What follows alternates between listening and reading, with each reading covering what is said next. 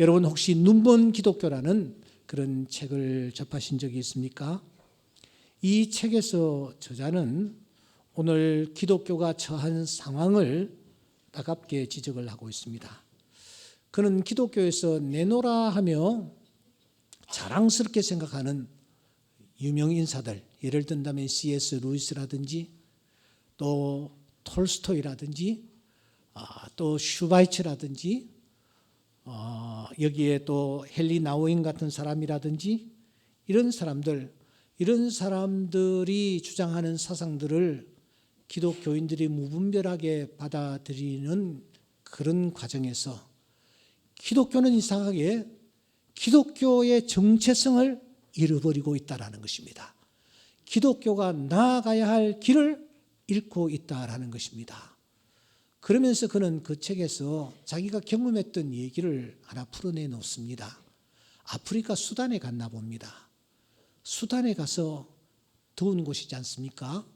너무 더워서 이제 내가 콜라를 하나 사 먹어야 되겠다라고 생각하고 그가 가게에 들어갔습니다. 콜라를 하나 잡았어요. 잡아서 뚜껑을 따려고 이렇게 보니까 세상에 세븐업 뚜껑이 있는 거예요. 이상하다 하고서는 이분이 안에 도대체 어떤 내용물이 들었지 하고 이제 안을 쳐다보니까 콜라 색깔이 아니고 노란 색깔인 겁니다. 그래서 주인에게 물었습니다. 아니 콜라를 내가 사려고 하는데 왜 이 색깔이 노랗느냐 하니까 그 가게 주인 하는 얘기가 우리 수단 나라는 너무 가난해서 재활 용품을 그대로 쓰고 있습니다. 색깔이 비록 노래도 괜찮으니까 사서 드시죠. 그래서 이 사람이 이제 그 병을 콜라병이죠. 그걸 들고 이렇게 나와서 콜라병을 딱 열어보니까 아니 콜라 맛이 아니고 환타 맛인 거예요. 그래서 속이 상한 이 사람이 다시 가게로 들어갔대요. 들어가서 아니 내가 콜라를 샀는데 왜 이 맛이 환타 맛이냐고 이렇게 항의를 했더니 그 가게 주인이 아무 일 없다는 듯이 이렇게 말했습니다. 우리 수단에서는 콜라병에 담긴 것은 콜라라고 생각하고 환타병에 담긴 것은 환타로 생각하고 먹습니다. 그러니까 선생님 그렇게 아시죠? 그렇게 했다라는 겁니다. 그러면서 이 경험을 빗대어서 오늘날 기독교가 바깥으로는 콜라이지만 안에는 변질되고 또 환타가 담겨 있는 듯한 그런 모습은 아닌가 하고 이제 기독교를 아픈 전곡을 찌르고 있는 것입니다. 우리가 요한계시록이라는 아주 무거운 책을 지금 다루고 있습니다. 어떻게 하면은 좀 쉽게 말씀을 전할까? 제가 정말 고심하고 있습니다. 그래서 이 계시록을 자주 읽고 있는데 계시록을 읽어가니까 여러분 자주 등장하는 단어가 하나 있어요. 그 단어가 바로 여자라는 단어입니다. 여자라는 단어가 이상하게 많이 등장을 하고 있습니다. 그 중에서도 집중적으로 여자라는 단어가 등장하는 장이 있으니 여러분 12장입니다. 잠시 12장으로 한번 넘어가 보십시다. 12장에 넘어가시면 12장에 여자라는 단어가 굉장히 많이 등장하는 것을 우리가 확인할 수 있습니다. 1절에도 보면은 한 여자, 2절에도 이 여자, 그리고 5절에도 여자가 등장합니다. 4절에도 여자가 중간에 등장을 하고 있죠. 6절에도 여자가 등장합니다. 이렇게 여자가 한 장에 빈번하게 등장을 하고 있는데 헤아려 보니까 여자가 무려 10번이나 등장하는 것을 확인할 수가 있었습니다. 여러분 여기에 등장하고 있는 여자는 도대체 영적으로 무엇을 뜻할까요? 무엇을 의미할까요? 그런데 오늘 17장을 우리가 열었습니다. 17장에는 또 여자가 등장하고 있습니다. 여자가 6번이나 언급이 되고 있습니다. 그런데 여자와 동일한 뜻으로 쓰인 단어가 하나가 있는데 그 단어가 음녀라는 단어입니다. 이 음녀라는 단어까지 포함하면은 여러분이 17장에도 여자라는 단어가 10번 등장을 하는 것입니다. 그러니까 12장에도 10번, 17장에도 똑같이 10번씩 여자가 등장합니다. 그렇다면은 12장의 여자는 도대체 누구를 뜻할까? 여자가 똑같은 여자니까 17장의 여자도 같은 여자일까? 우리가 이런 질문을 본문을 향해서 던지지 않을 수가 없습니다. 12장에 등장하는 여자가 여러분 어떤 여자였더랬습니까? 몇 주 전에 우리가 이 부분을 함께 다룬 바 있습니다. 12장의 여자는 한마디로 교회입니다. 교회라고 해석하는데 이론의 여지가 없습니다. 물론 12장 2절을 한 번 더 보시면은 2절이 논란이 되기는 합니다. 이 여자가 아이를 베어 해산하게 되며 아파서 애를 쓰며 부르짖더라. 아이는 누구냐? 두말할 필요도 없이 오실 메시아 예수 그리스도입니다. 그런데 이상하다. 아니 여자가 교회라면 교회가 메시아를 탄생시켰단 말인가? 아이가 먼저인가? 교회가 먼저인가? 예수 그리스도가 먼저인가? 교회가 먼저인가? 그리스도께서 성천하신 이후에 지상에 교회가 생기지 않았는가? 그런데 여자가 아이를 베었다? 이 말이 안 되지 않는가?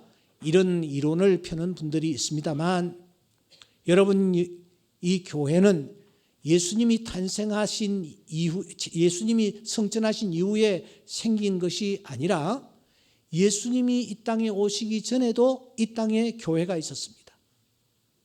그래서 성경은 그 교회를 구약교회라고 부릅니다. 구약교회. 그리고 호세아서 2장 20절에 보시면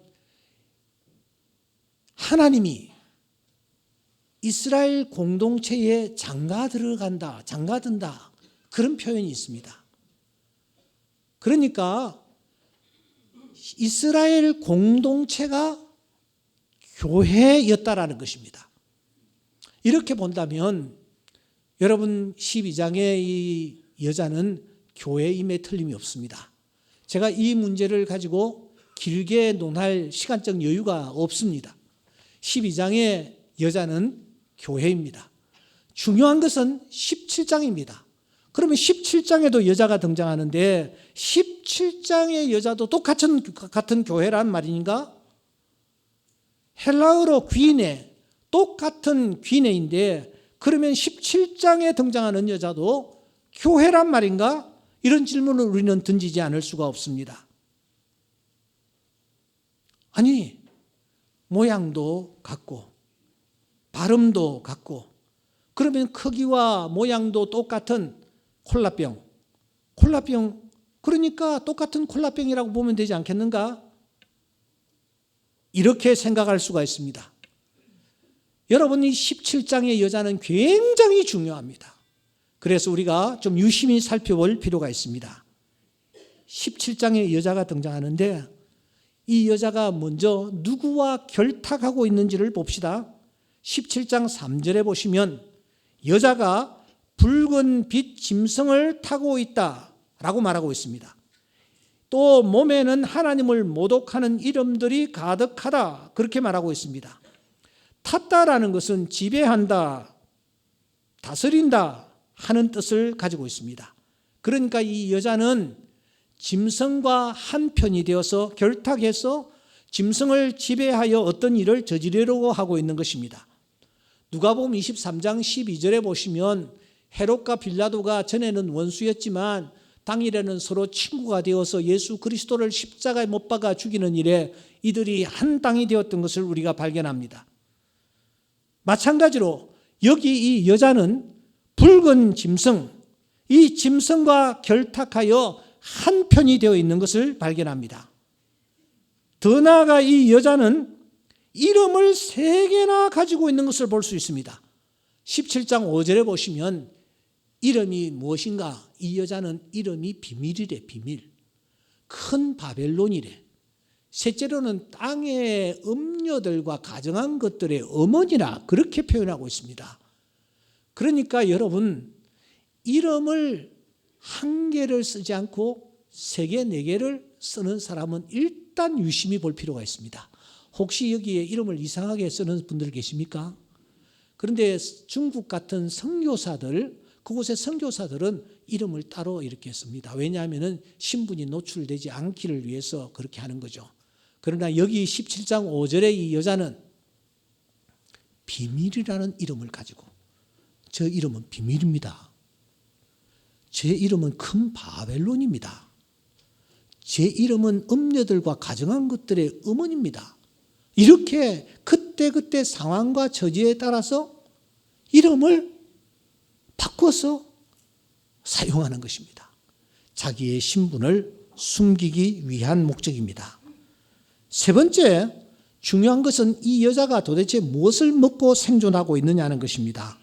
17장 6절에 보시면 이 여자가 먹고 있는 것을 소개합니다.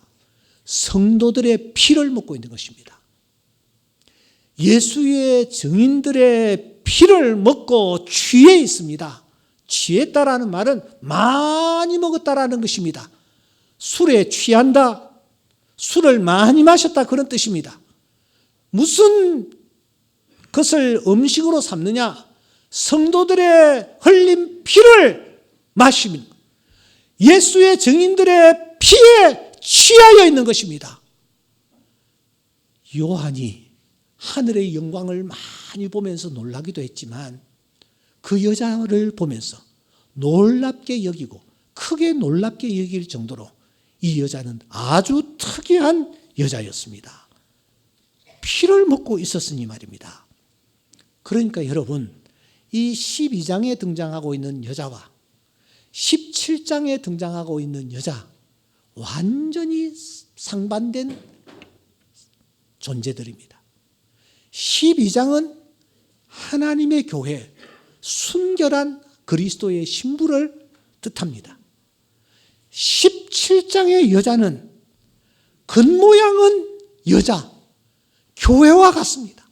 순진해 보이고 순수해 보입니다. 그런데 여러분, 똑같은 여자이지만 내용이 완전히 다른 것입니다.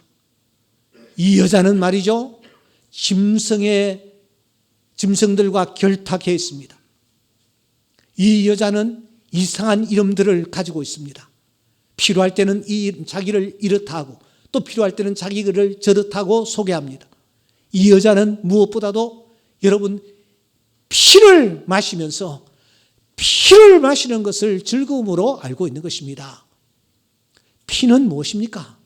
생명입니다. 남의 생명을 취하고 남의 생명을 빼앗는 이런 일들을 이 여자가 행하고 있는 것을 우리가 발견합니다. 겉으로는 분명히 여자입니다. 12장에 소개된 교회를 뜻하는 듯해 보입니다. 그런데 여러분, 마지막이 되면은 여자의 탈을 쓴 원수가 우리 앞에서 우리를 잡아 먹으려고 한다라는 것을 우리에게 알려주는 것입니다. 이 여자는 오래전부터 활동하고 있었습니다. 창세기 3장 5절에 보시면 첫사람 아담에게도 나타나 아담을 유혹했습니다. 야, 아니야. 그거 먹으면 말이야, 네 눈이 밝아져. 너 하나님과 같이 돼요. 그러니까 하나님이 선악과 먹지 말라고 한 것이야 하면서 아담과 하와를 유혹하여 넘어뜨려 버렸습니다. 재미를 붙인 이 어둠의 세력은 이제 이 아담이 나타나셨을 때에 그에게도 나타나서 말합니다. 무엇이라고 말합니까? 야, 떡 만들어서 먹어. 배고프잖아. 살아야지 하면서 이 사탄은 예수를 쓸어 넘어뜨리려고 한 것입니다. 이와 같이 하나님의 자녀들을 넘어뜨리려고 하는 이 악한 사탄이 광명한 천사의 모습으로 오늘 우리 곁에서 우리를 미혹할 것이라고 바울 사도는 말합니다. 이것은 이상한 일이 아니야. 사탄도 자기를 광명의 천사로 가장하여 나타날 것이라고 말하고 있는 것입니다. 그러므로 오늘 우리는 영적인 일을 영적인 것으로 분별하는 지혜가 필요합니다. 고린도전서 2장 13절에 보시면 영적인 일은 영적인 것으로 분별을 해야 한다. 12장 10절 말씀에 보시면 어떤 사람에게는 영들 분별함을 하나님께서 허락해 주신다라는 것입니다. 이 17장의 이 여자는 겉의 모양은 콜라병입니다. 안은 완전히 다릅니다. 이 사탄의 마지막 임무가 무엇입니까? 한마디로 하나님을 믿는 하나님의 자녀들을 쓰러뜨리고 넘어뜨리려는 계략입니다. 그의 별명은 666입니다. 그는 지금 연합군들을 모아서 큰 싸움을 일으키려고 합니다. 어디에서 이 싸움을 일으킬 것입니까? 우리는 지난 시간에 계시록 16장 16절에 등장하는 아마겟돈이라는 지명을 확인한 바가 있습니다. 이 아마겟돈에서 누구와 싸우려고 하고 있습니까? 17장 14절에 보시면 그들이 누구와? 어린 양과 더불어 싸우려고 하고 있습니다. 하지만 여러분, 그 전투의 결과는 어떻게 될까요? 우리 17장 14절 아까 읽었습니다마는 한 번 더 크게 읽겠습니다. 시작. 그들이 어린 양과 더불어 싸우려니와 어린 양은 만유의 주시요 할렐루야 만왕의 왕이심으로 그들을 이기실 터이요 또 그와 함께 있는 자들 곧 부르심을 받고 택하심을 받은 진실한 자들도 이기리로다. 아멘. 어린 양과 더불어 원수가 싸우려고 하지만 누가 이기느냐? 어린 양이 이기는 것입니다. 왜냐고요? 그 어린 양은 만유의 주시요 그 어린 양은 죽음을 이기신 만왕의 왕이시기 때문입니다. 어린 양이 승리하십니다. 그러므로 어린 양과 함께 있는 하나님의 자녀들 함께 승리할 줄 믿습니다. 그분이 이기신 것이 곧 내가 이긴 것이기 때문입니다. 그래서 우리는 이 원수 앞에서 이렇게 크게 외치는 것입니다. 사망아, 너의 승리가 어디 있느냐? 사망아, 내가 쏘는 것이 어디 있느냐? 사망이 쏘는 것은 죄요 죄의 권력은 율법이라 우리 주 예수 그리스도로 말미암아 우리에게 승리를 주시는 하나님께 감사한다고 외치는 것입니다. 사랑하는 성도 여러분, 오늘 이 예배에 참석한 사랑하는 성도 여러분, 우리가 어린 양 편에 서 있기만 하면 그분이 승리하심으로 내가 승리하는 줄 믿습니다. 내가 그분 편에만 있으면 우리는 결국 승리의 면류관을 얻게 될 줄 믿습니다. 우리를 괴롭히고 우리를 넘어뜨리려고 하는 원수들은 어떤 종말을 맞이합니까? 17장 16절에 보시면 음녀를 미워하며 망하게 하고 벌거벗게 하고 그의 살을 먹고 불로 아주 사르리라. 자세히 한번 보십시오. 조금 전에는 짐승과 음녀가 결탁하고 있었습니다. 한편이었습니다. 그런데 보세요. 이 짐승과 음녀가 서로 미워합니다. 망하게 합니다. 옷을 벌거벗게 버립니다. 살을 먹습니다. 불로 아주 사르리라. 자중진환이 일어나는 것입니다. 한편인 줄 알았는데 서로 원수가 되어서 죽이고 또 죽이는 것입니다. 그래서 이들의 최후의 처소는 어디입니까? 계시록 20장 1절에 보시면 무저갱이라는 장소가 나타납니다. 이 무저갱에 옛뱀이요 마귀요 사탄이라는 존재를 잡았어. 이 무저갱에 던져 넣어 1000년 동안 결박하여 잠궈 버리고 임봉해 버립니다. 하지만 주님 편에 선 하나님의 자녀들, 하나님은 그 자녀들을 어린 양과 함께 승리의 개가를 부르며 보좌 앞에서 어린 양께 영광과 찬송을 올리게 하는 줄 믿습니다. 이 영광스러운 승리의 대열에 참여하는 우리 충정재단의 모든 성도들이 다 되실 수 있기를 주의 이름으로 축원합니다. 나는 약하지만 어린 양 되신 주님은 강하십니다. 그분이 승리하실 것입니다. 그분이 승리하시면 그분의 승리가 곧 나의 승리가 될 줄 믿습니다. 왜냐하면 우리는 모두 포도나무에 연결된 가지이기 때문입니다. 포도나무가 승리하면 우리 함께 승리자가 되는 것입니다. 두려워하지 말고 그분을 붙잡고 믿음의 행진을 행진해 나가는 주의 자녀들이 될 수 있기를 주의 이름으로 축원합니다.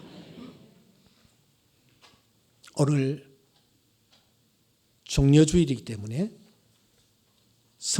찬식을 잠시 갖도록 하겠습니다.